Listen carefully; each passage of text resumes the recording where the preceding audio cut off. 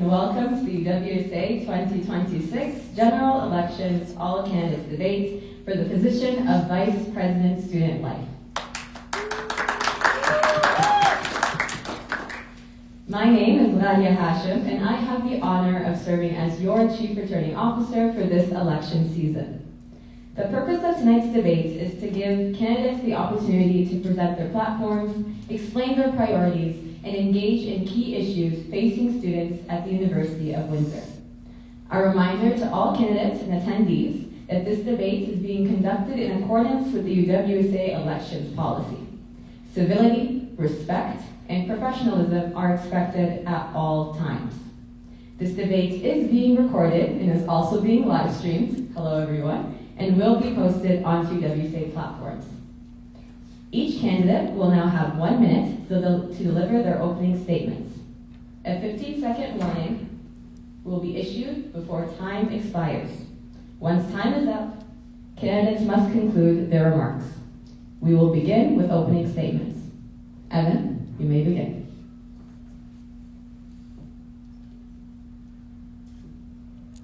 Hi, my name is Evan Archibald Hayward, and I'm running to be your Vice President of Student Life. Personally, I've served on the UWSA for my whole undergraduate degree and taking photos and living in the moment and having fun with a bunch of friends and making sure other people capture these moments and memories that are very important to each and every one of us.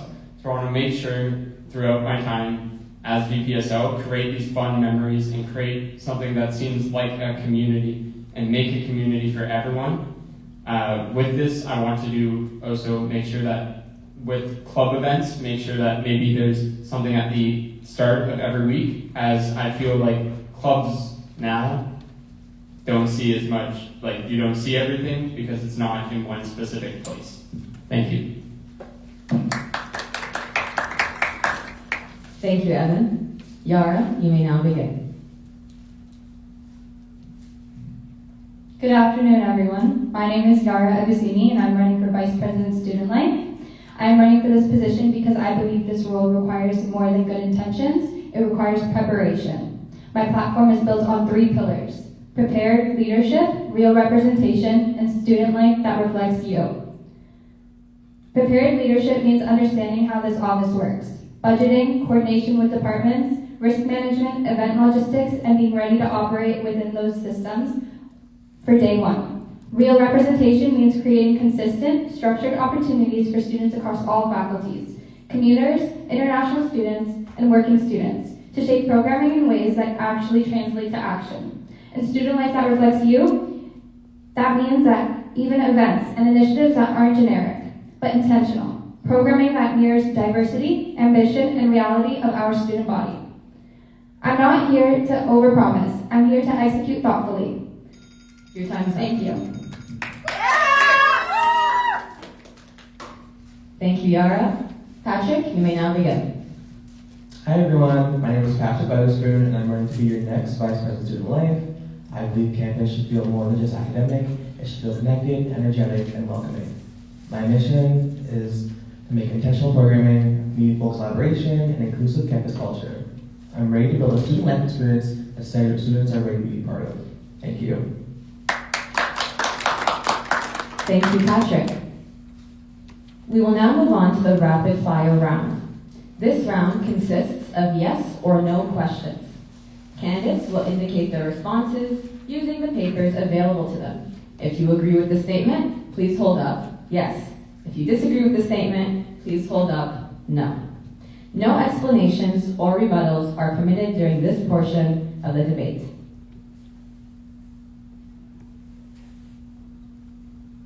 Question 1. Should VPSL scale back large, traditional-based events if they primarily benefit a small group of students? All of the candidates have answered no. Question 2. Should VPSL prioritize programming for commuters and off-campus students over resident-centric events? All the candidates have answered yes. Question 3. Should UWSA cancel events that conflict with equity, safety, or accessibility commitments, even if they are popular?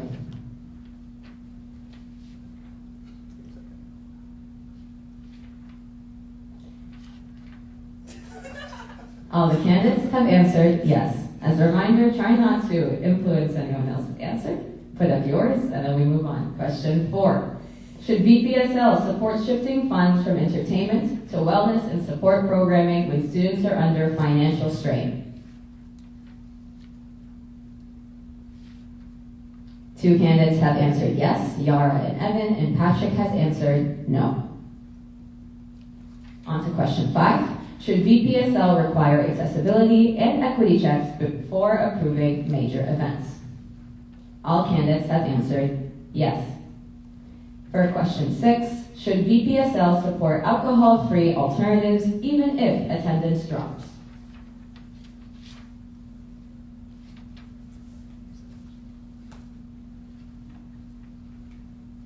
We have 2 candidates saying yes, that is Evan and Yara, and 1 candidate saying no, and that is Patrick.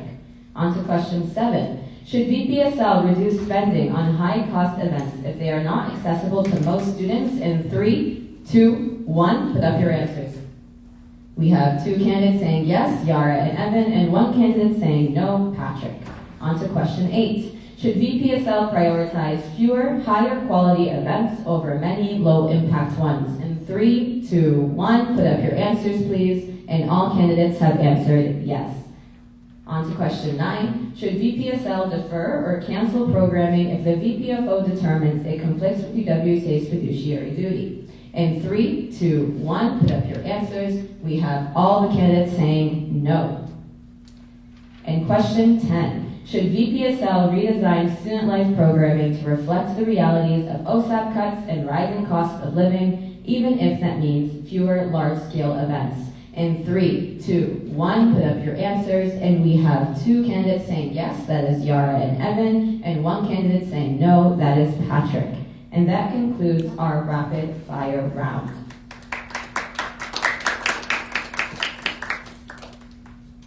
We will now move on to the platform-specific directed challenges portion of the debate. In this section, I will pose 1 question to each candidate that directly examines or challenges their platform per round. There will be 3 rounds in total. Rebuttals are not permitted during this portion of the debate.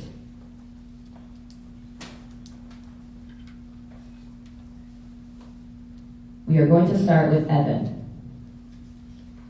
For question 1, Evan, your experience as a youth-to-youth ambassador emphasizes listening and adapting programming to student needs. Can you share 1 concrete example where student feedback led you to change an initiative and what improved as a result? You have 1 minute and we'll get a 15-second warning.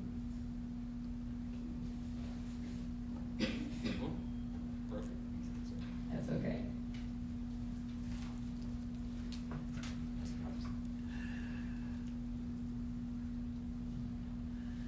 So my experience as a youth-to-youth ambassador was with Learning Disabilities Association of Halton Hamilton. So there's a bunch of different needs that need to be attributed to. So 1 concrete example was we had an event that was outside, but since it was like kind of COVID-y times, we also hosted something online for those students slash like peer, like the people who couldn't attend the event. We also hosted something as well for fun for people who couldn't attend in person, because it was kind of like you could hang out with people, but you also couldn't. So we made sure that everyone was accounted for, whether that was the fun event that they wanted to attend online, or if they wanted to come in person. So the different accessibility needs there.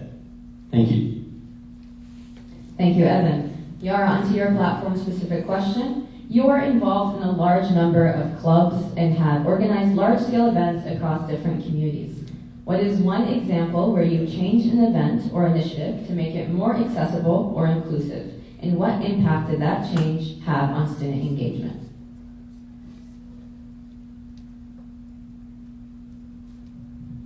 Thank you, Ghallia, for that question. Throughout my opportunity within the UWSA, I have the opportunity to be the Blue and Gold coordinator. During this time, we plan Frost Week. Frost Week normally has 3 to 4 events every year. This year, we had planned 10 events. 10 events meaning 2 events per day, meaning 1 in the morning and 1 in the evening. Many students do not attend evening events due to either religious beliefs, safety reasons, or anything of that matter.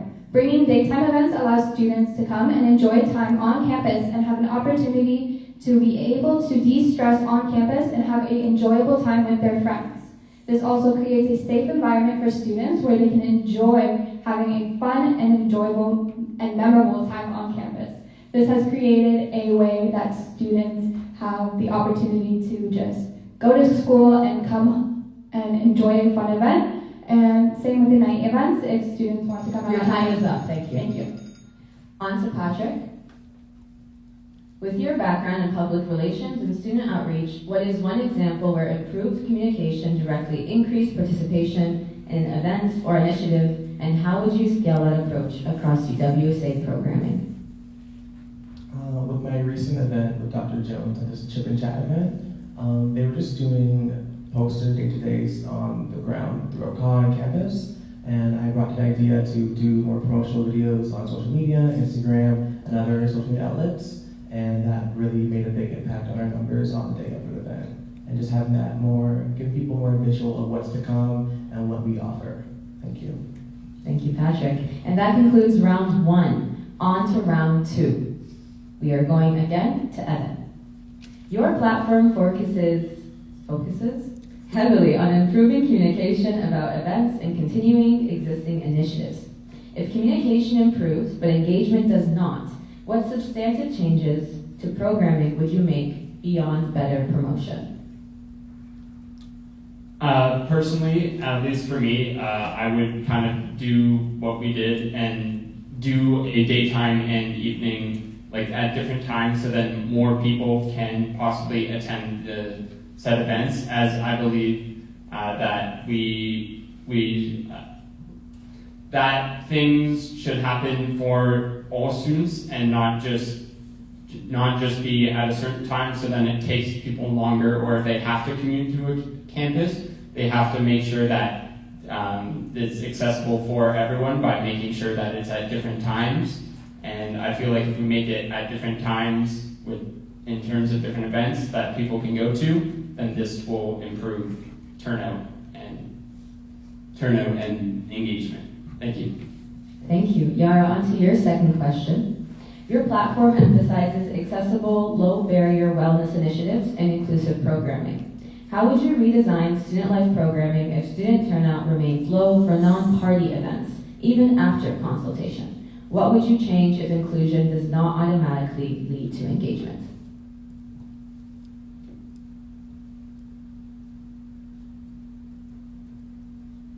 Your time starts now. Thank you, Ghallia.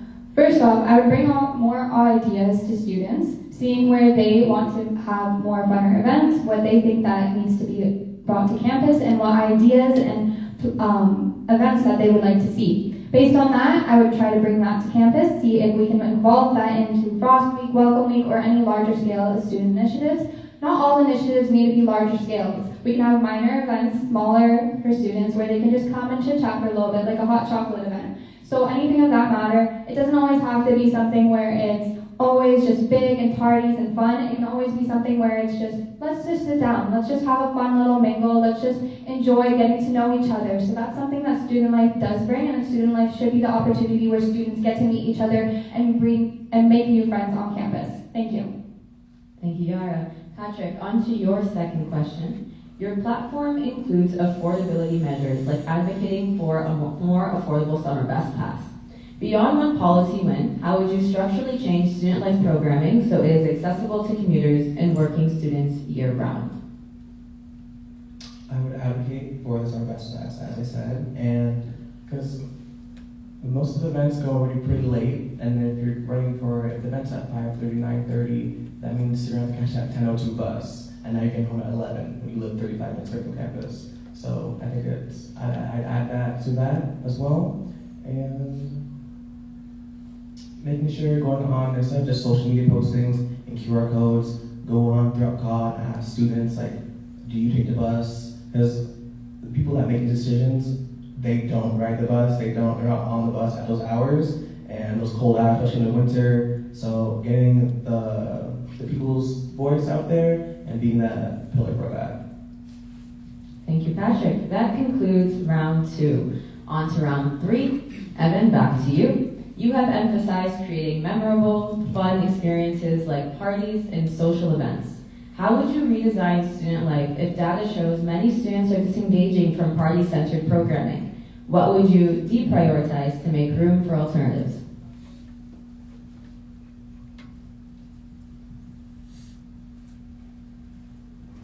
Your time starts now.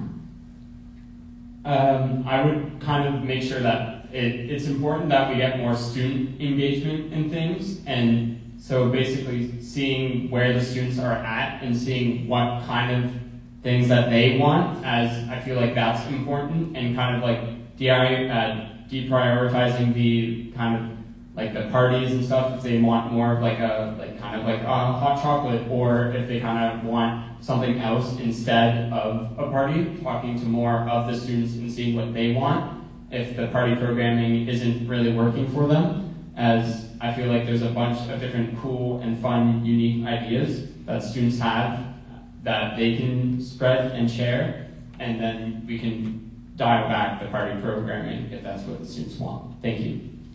Thank you, Evan. Yara, on to your third question. If the VPFO determines that a large popular event you support is not fiscally responsible, how would you decide whether to push back, redesign the event, or walk it back? How would you communicate that to students who are disappointed?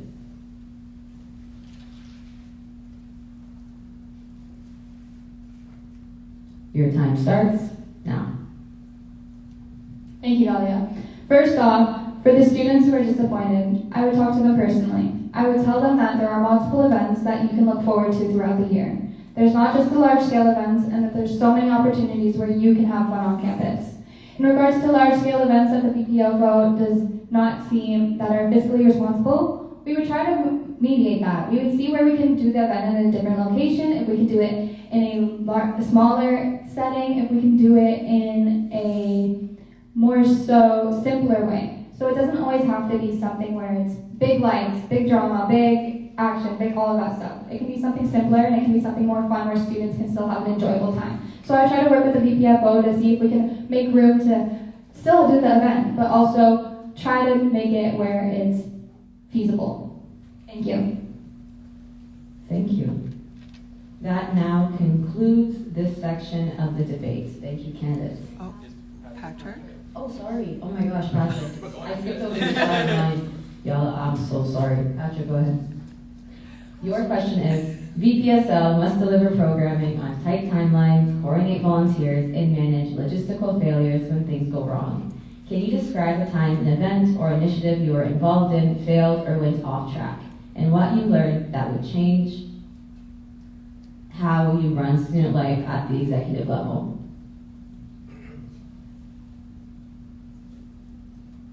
So back in my time at St. Clair, we had an event that we had to host for our final project for our event management class.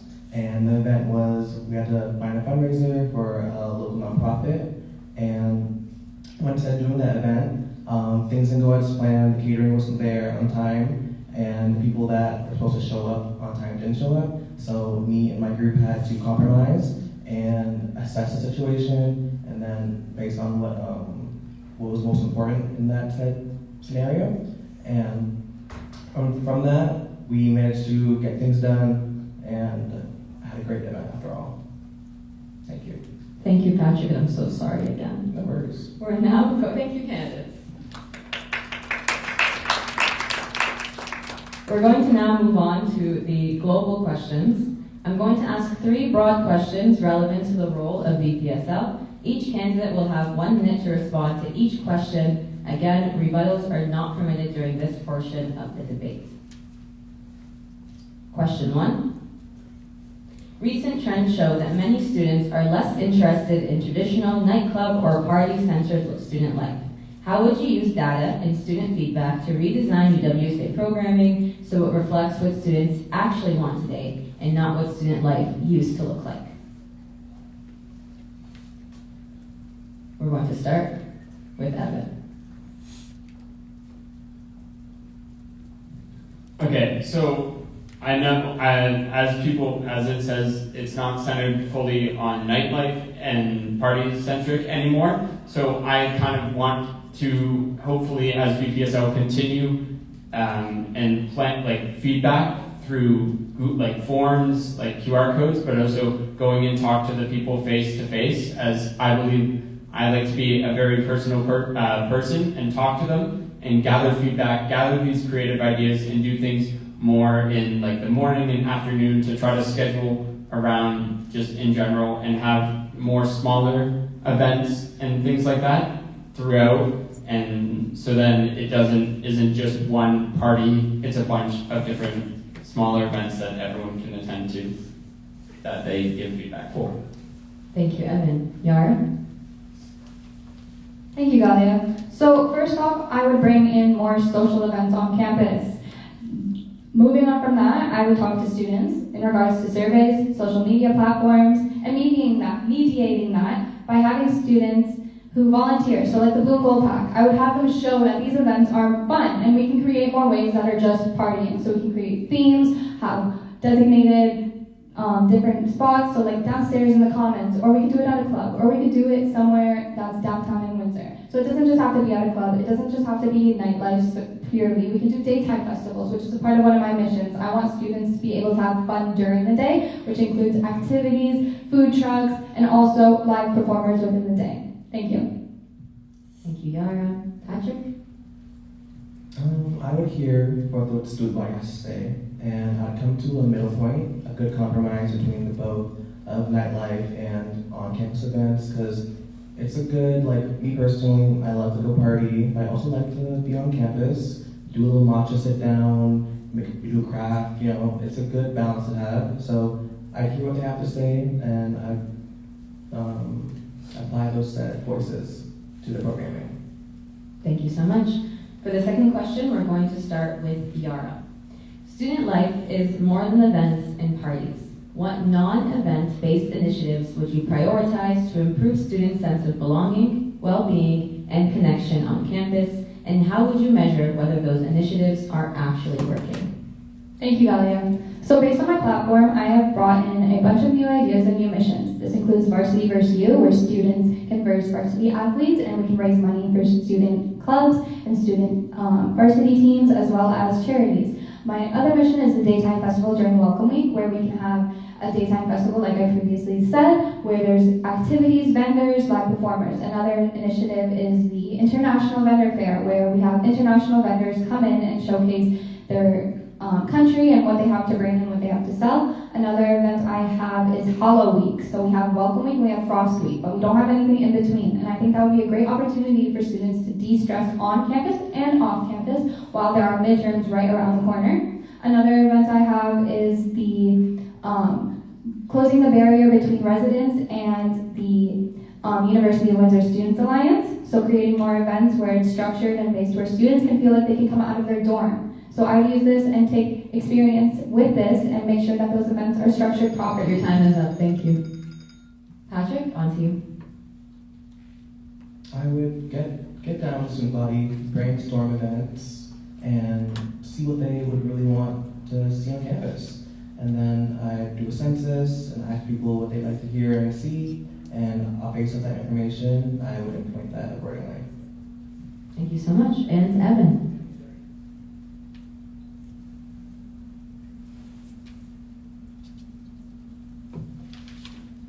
There we go. Personally, I would add kind of challenges between the faculties and different things like that, as I want this campus to feel more like a community. And so with this, doing things that are good, so we could do a canned food drive, and it all goes to the food pantry, or the food bank, or wherever we choose to donate it, or just doing fun little things throughout and challenging and making it a community, whether that be kind of like fun photo challenges, different things, or different events that are more subtle, but that are not events. They're just fun fun little things that you can do on the side, and you might get rewarded for that, and then it can bring together a community. Thank you. Thank you, Evan. And for our last question, we're going to start with Patrick.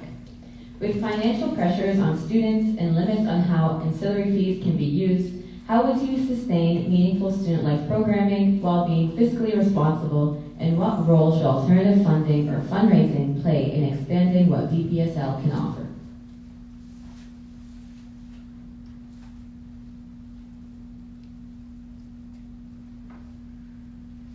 So as Vice President of Student Life, I would host more fundraising events rather than just social events or party events, raising money for other nonprofits and giving back to the community and giving in that time to need. I know everyone's going through it, and to give out, like goodness, you'll get it back times 10. So that's how I would help. Thank you, Patrick. Evan? Personally, for me, as in terms of getting this to be more like financially and like for the students, host those more like social kind of events where it's more of like a drop in, drop out sort of thing, and not stay towards all the party planning and stuff like that. While having that, just in case for those students, but also having those little quick drop in, drop out events that students can still have fun at, but if they want to spend money, then there's other fun, more bigger events that they can. But there's also I want to plan more just small drop in, drop out events for the students. Thank you, Evan and Yara. Thank you, Ghallia. So I would first focus on the events that matter. So larger scale events are fun, but they can still happen less. So we can focus on those, but focusing on the events where we can fundraise for, let's say, the Varsity vs. U initiative that I want to do. We can raise more money for the underfunded sports teams. That's a great initiative. That's something that students would love to do. Based on the feedback that I've heard on campus, I think students would love it, and I think students would have fun. I'd also collaborate with the societies. Based on this, on the financial pressures, we can work with societies and we can create more events and we can create more stable events that are not financially putting the UWSA in a financial hold. Thank you. Thank you. We are now finished with this portion of the debate, and we're going to move on to a 15-minute intermission. You'll notice on the screen there's a QR code. This QR code is for you to scan and to ask your questions. After we come back from the intermission, there's going to be an open debate section where all the candidates can ask questions of one another. So I suggest you take these 15 minutes to write down your thoughts and come with questions for your fellow candidates. And to the students, if you have any questions, please be sure to scan the QR code and submit them. I will be reviewing them, and then we're going to have time to go through those student questions. Thank you all so much, and we hope to see you after the intermission.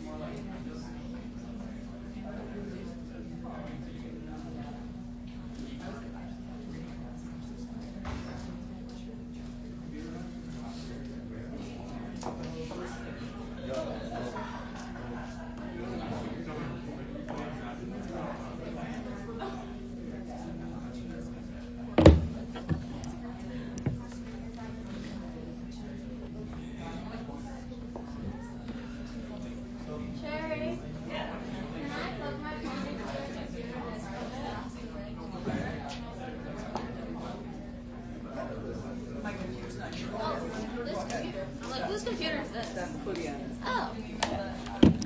I thought you meant go to my office. I was like, yeah, I sure. just don't do this.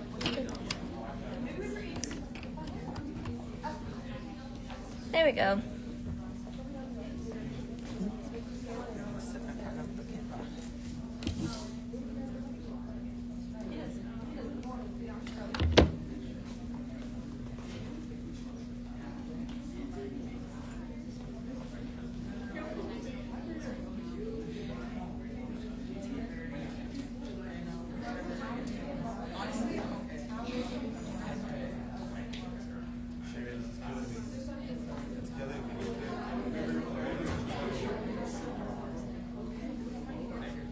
Well, if it's 100, but 70 is the lowest. Like, this is 70 right now. It's just a bunch of lines. So I'm splitting it.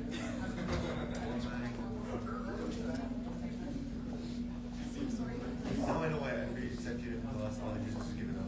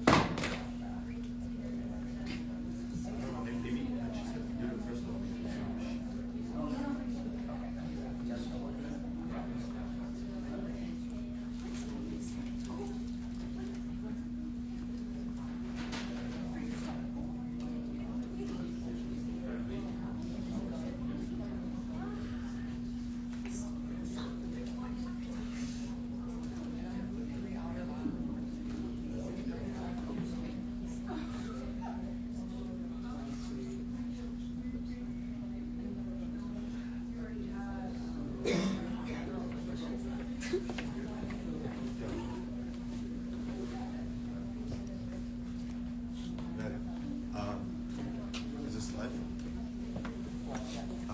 Question.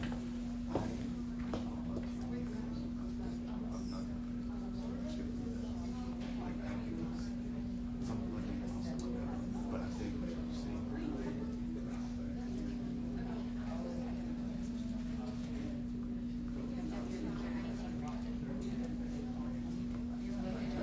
Yeah, I know. I just heard everything.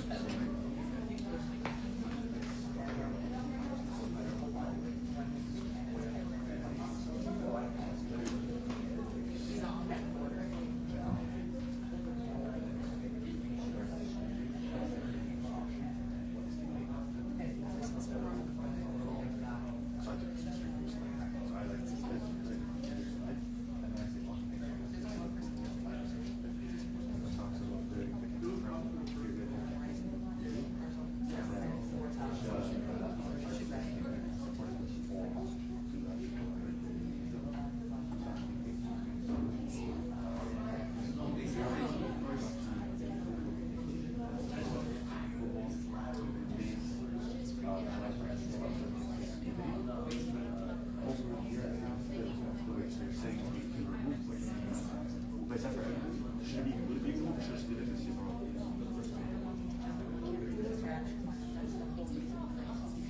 No, I'm just saying, yeah, but for removing cigarette policy, you can remove it.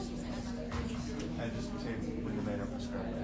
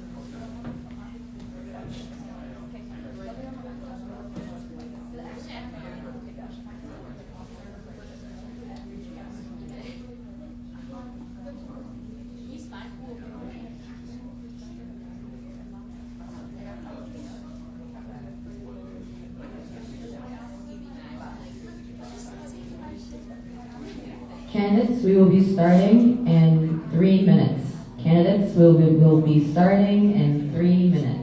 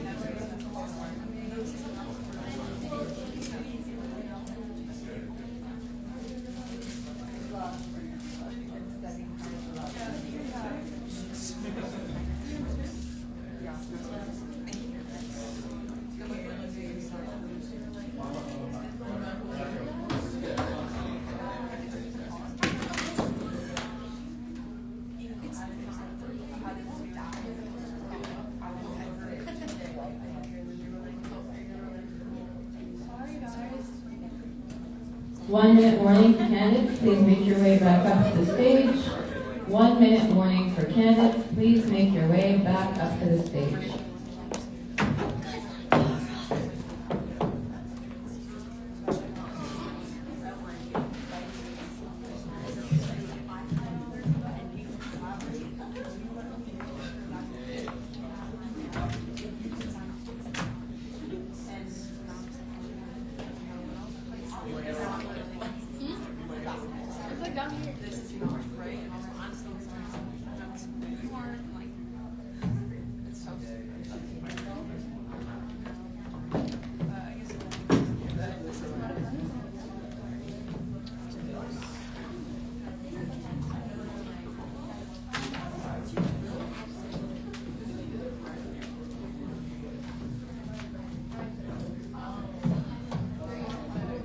Thank you all. We are now going to begin the open debate segment.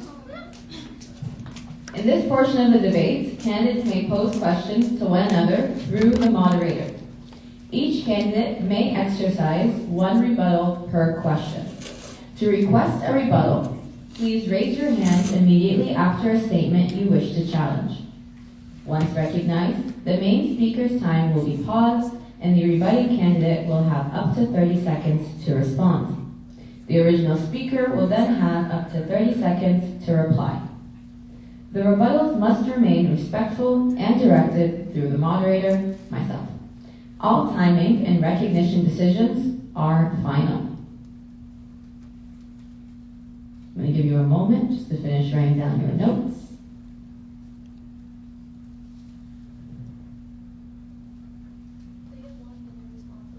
1 minute responses. Once the rebuttal comes up, we pause, we get 30 seconds, start the original time.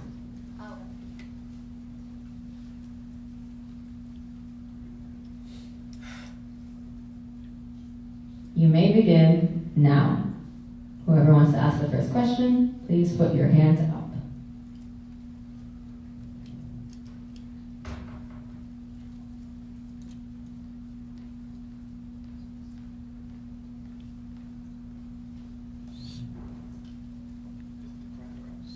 You.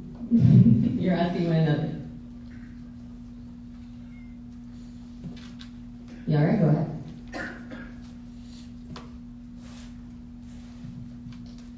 This question is for my colleague, Patrick.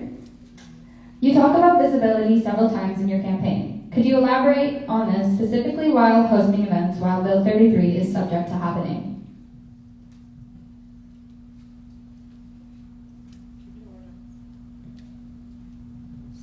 You talk about visibility several times in your campaign. Could you elaborate on this, specifically while hosting events while Bill 33 is subject to happening?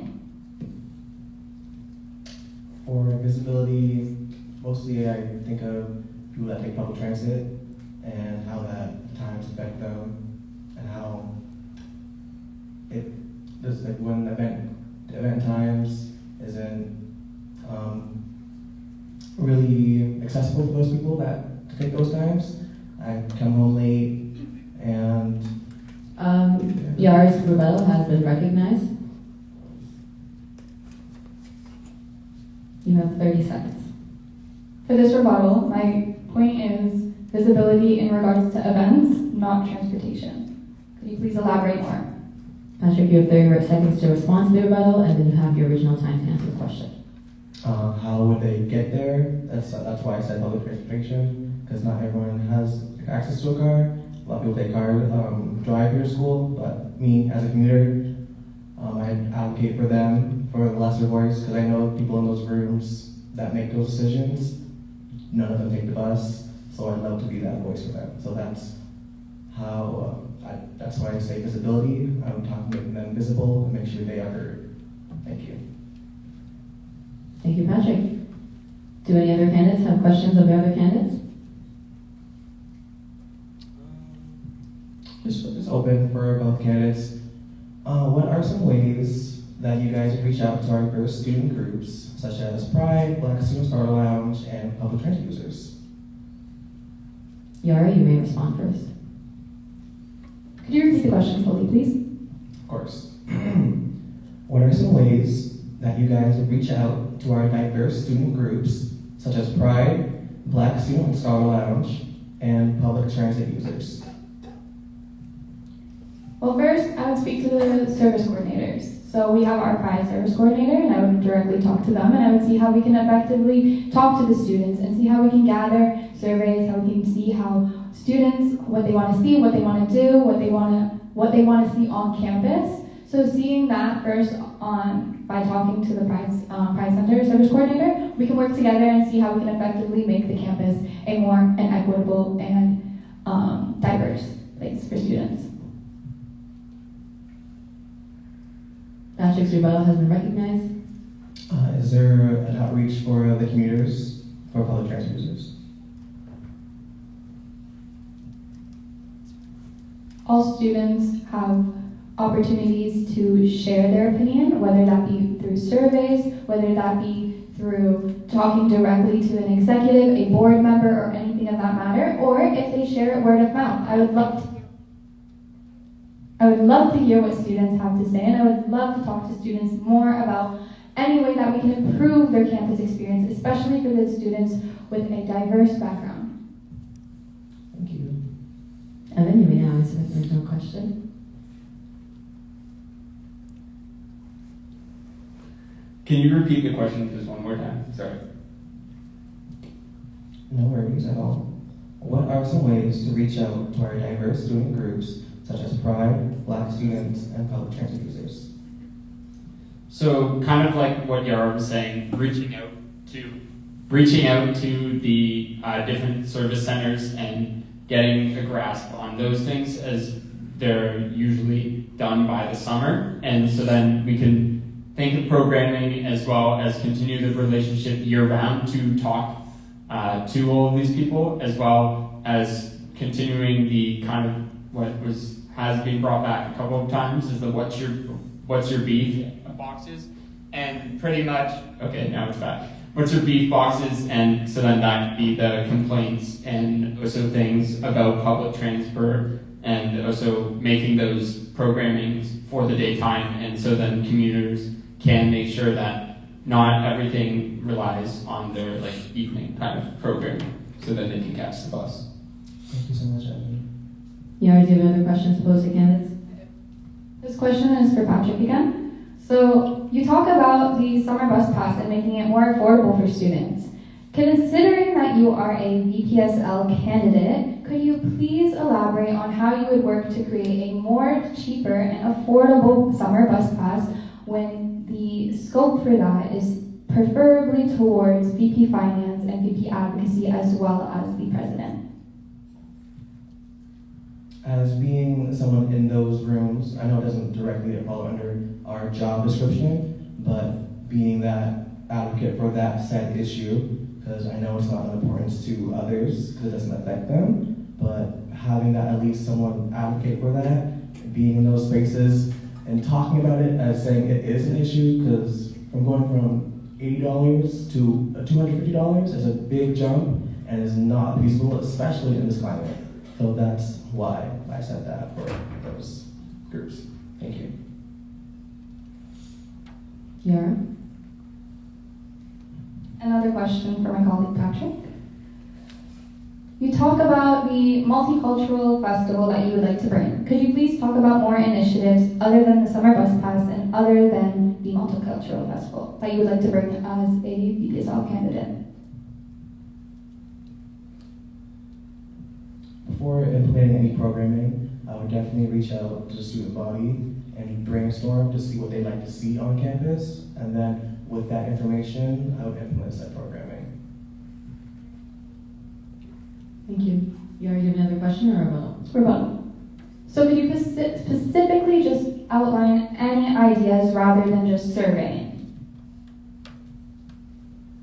Something like somewhere people can meet their people that are in office, a meet and greet, get down, talk to them, and listen to the voices on ground, and other programs such as like that. Thank you. Yes, Yara. This question goes to both the candidates, Patrick and Evan. What are your thoughts on current larger scale events, and what are your thoughts on the students that have a negative thought on that? Whether that be that students see that these events are not happening, or whether that these events are not feasible to happen in the upcoming year. Could you please talk about if you would do a larger scale event, like a concert, or anything of that matter? We'll start with Evan. I personally want to say, to start off, I want to have more smaller events to make this place feel like a community so people are living in this, in the moment, and it's feasible, kind of like the drop-in, drop-out events that I was talking about before. As sure, like I just want like the kind of like larger scales like we were talking about more or less for like the Welcome Week and Frost Week, but then still throughout the year then do the smaller scale events, so then we all can come together as one and build that community that and show our colors of blue and gold with that, and all of our. I can just thank you. Have all of our like come together as one community, so then we're all living in the moment and having fun together and being one cohesive unit. Thank you. The question, Yara. Would you repeat the question, please?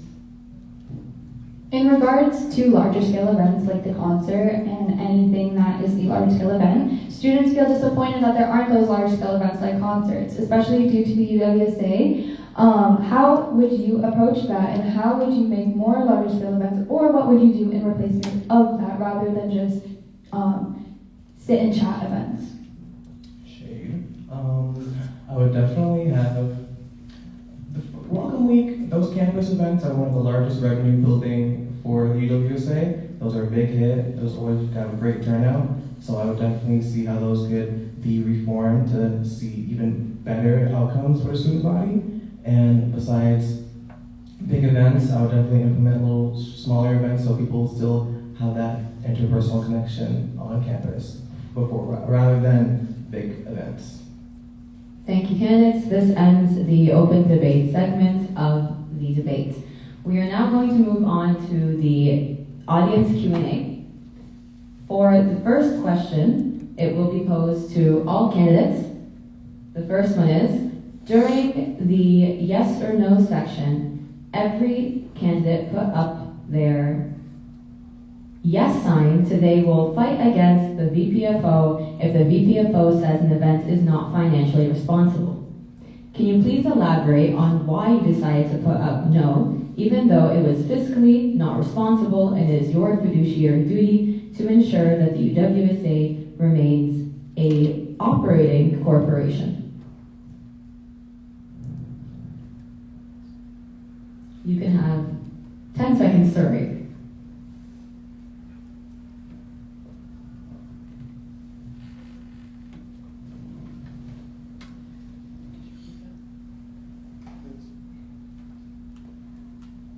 You all said that you want to go against what if the VPFO says an event is not financially responsible.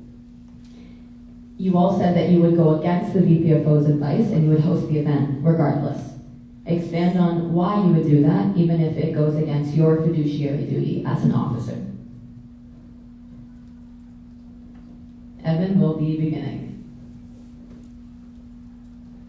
So the reason that I personally said no to this is I still want even if it impacts smaller groups of people, I still want these events to run because even if a small group of people feel connected to the UWSA and feel connected to us, I just want people to feel connected within the UWSA and also feel like that they matter, because a lot of the time that sometimes not every event pertains to each individual student, and maybe the student was really excited for this event, and so I would still want it to run, as I want these people to feel like that they're connected, and I would try to make gaps otherwhere to change up my programming based off of this not being feasible.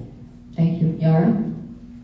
Thank you, Ghallia. So I would work towards getting sponsors, working well in outreach, and seeing if the students are willing to pay, so like door fees. Seeing as the VPO says it's not fiscally responsible, we can work towards mediating that. We can see what we can do to make the event actually possible. So we can work towards making it possible by looking at other opportunities like the ones that I just stated. Thank you. Patrick?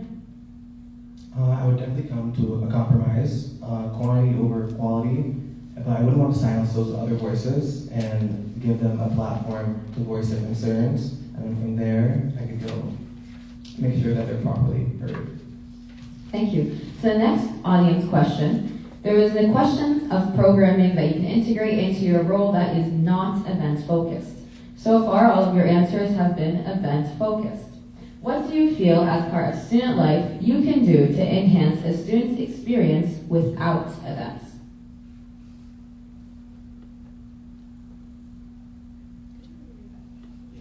Back to your initial question of what programming can you integrate into your role that is not event-focused. All of your answers have been event-focused. What do you feel as part of student life you can do to enhance a student's experience at the University of Windsor without events?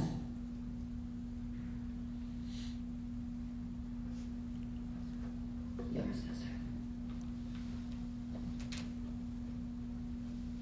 10 seconds have passed. Yara, please begin. So I would work with the students. I would see what they want to do. I would see what we can do to enhance their student experience, specifically with anything to do with just sit and chat.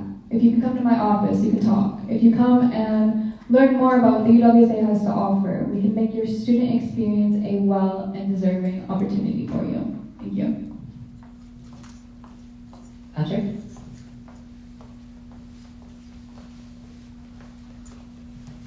I would love to hear what they would like to see on campus, get their feedback, hear them, and by not throwing them under the bus, but seeing what they'd actually like to see. And Evan? I would want to hear the feedback and go up to people and see what they want. As like I've mentioned previously, I feel like I'm a very personable person, and so pretty much I want to make sure. Thank you. I want to make sure that a lot of people feel heard and seen, and go and just talk to people, and also have an open door policy where people can come and talk to me anytime they want about anything, and just maybe make fun conversations, but also develop future things as well and see what they want to see. Thank you. Respectfully, I feel that none of the candidates have answered the question, so I'm going to pose it again in different words. What are you going to do in 5 words or less to ensure that students feel included and their student life is enhanced without doing events, whether that be sitting and chatting, whether that be large scale? What are you going to do initiative-wise, idea-wise, policy-wise, advocacy-wise, to make sure that students feel that their student life is being enhanced. We're going to start again. Yara. You can have 10 seconds.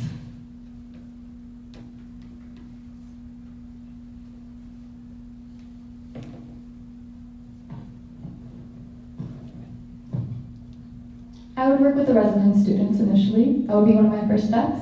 A lot of resident students don't like to leave their dorms. It's specifically because they don't feel comfortable going outside the dorm to go to events.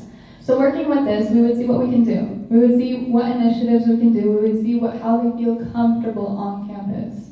So based on that, I would try to make it my mission to see what we can do in making sure that their campus is more safer, more enjoyable, and more equitable. Thank you. Patrick?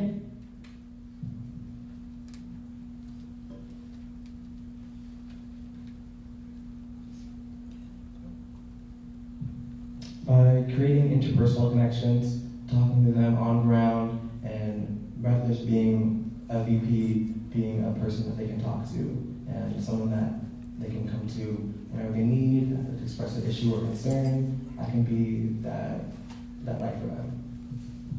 Thank you, Patrick. Evan? I would make the campus feel welcoming, warm, and present, as well as making sure that everyone feels safe and that they can always lean on someone that they trust to enhance their student life. Thank you. To our next question, this one goes to all candidates. If an event goes publicly wrong, what do you do? You have 10 seconds to think, and then we're going to start with Patrick.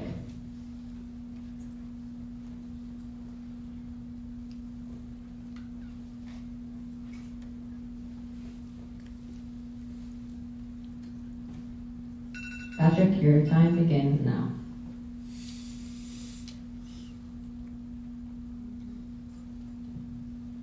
I would first assess the situation, gather the proper information of said conflict, and make sure that everyone's voices are heard and no one's silenced during this experience, and delegate accordingly. Thank you, Patrick. Evan? I would also assess the situation, then apologize to each person individually, as I think it matters to make sure that you're apologizing to everyone individually who attended, but also then making sure that other people know, sadly, that that event couldn't happen. And then I would reflect on this and make sure that I know what's happening and why it went wrong by talking to board members, my other executive team, and like the full-time staff, just anyone, just reflect and see where maybe I can do better next time, and then learn through my mistakes, as I've done a bunch of times in my life, and continue within that. Just reflect and evaluate and reassess for the next event. Thank you. Thank you, Evan. Patrick? Oh, sorry, Yara. So first what I would do is assess the situation. I would take note of what went wrong, and I would do my due diligence to talk to the team. The team includes the Bloom Gold Pack, the board members, any volunteers, any executives, any staff, anyone. We would see what we could do to improve, and we would see what training that we could do to provide them with to make sure that the future events work properly and work effectively, and that we don't have that same situation again. Continuing with that, I would let students know that we will make this work better in the future, that we will do what we can as the UWSA to make this a more enjoyable and more suitable and more fun environment for students. And overall, I would just assess the situation, make sure that we can improve in the future, and make sure that students are being heard and that what they are saying is being, being dealt properly with. Thank you. Thank you. And the last audience Q&A question, this one's long, so please listen very carefully. It goes to all candidates. Do you intend to organize and host a student union concert during your term?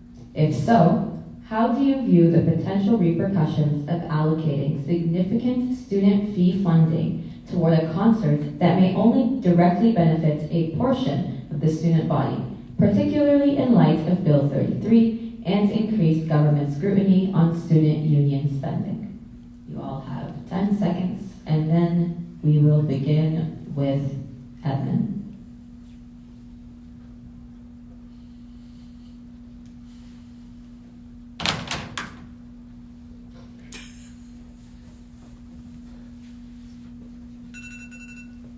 Edmund, whenever you're ready.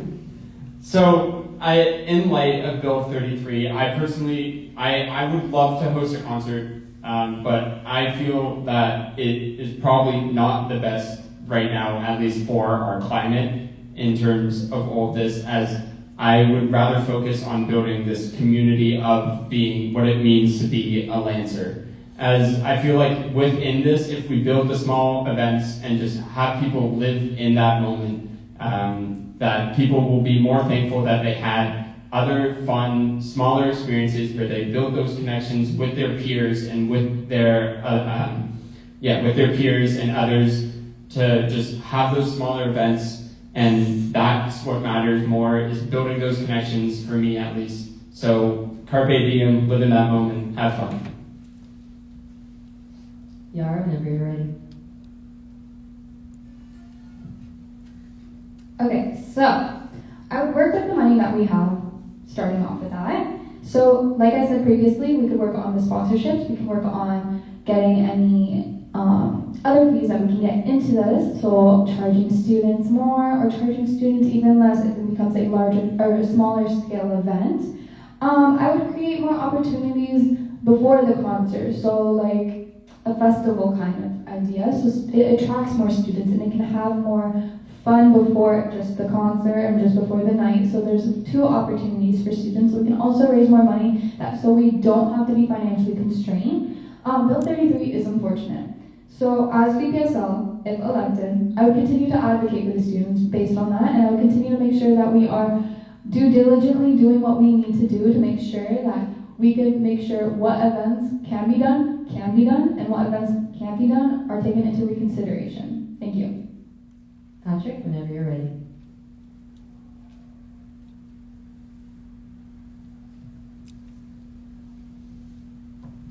If we were to have a concert, I would definitely make sure it's someone that they want to see and do a student survey, because no one wants to see a person and go into deficit over an artist that no one came to see.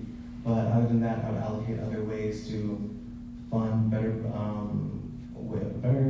things besides the concert, like inclusive events, and making sure everyone's truly engaged with the student body.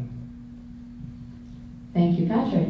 And that concludes our audience questions segment. We are now going to move to closing statements. Each candidate will have 1 minute to summarize their message and encourage student participation in the election. Again, rebuttals are not permitted during closing statements. Evan, you may begin. Okay, so personally, I ran in this election as VPSL because I want to make sure that everyone feels like their voices are heard. I know that's a hard task, but I want to make sure that everyone lives in that moment, has those fun experiences that make what university and your life should be, and making those connections with your peers is a big part of that for me. And I am so grateful and beyond grateful of everyone who's ever supported me throughout my whole life in whatever I do. And regardless, I would have not met those peers if it wasn't for these events, whether that was big or small. We've got something for all. But yeah, so please go out there. Even if you don't vote for me, I just want everyone to vote so then their voice is heard. Thank you so much.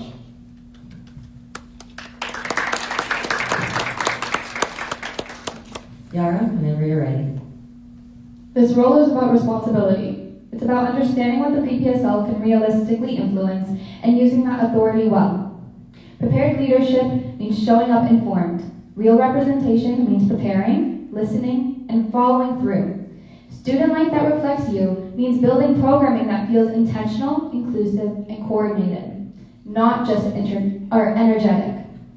I've already demonstrated that I know how to organize, lead teams, and bring students together. But more importantly, I understand the structure behind the role that I'm running for. If elected, I will lead with clarity, accountability, and purpose, ready to make sure that you have the student experience that you want. Student life should feel that it belongs to you, and I'm ready to make sure that it does. So, Lancers, please vote Yara Abazini as your Vice President of Student Life. Thank you. Patrick, whenever you're ready.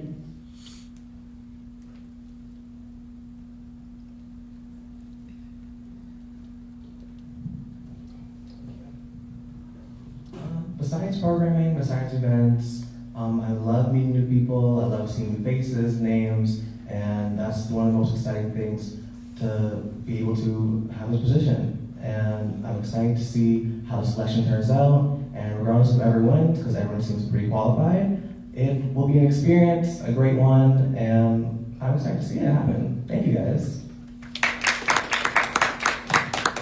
Thank you to all of our candidates. Thank you so much for taking the time to debate. And thank you to our audience members for coming out.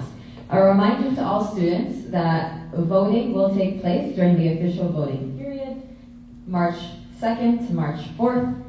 Candidates' profiles and voting information are available on the UWSA elections website, so be sure to check that out.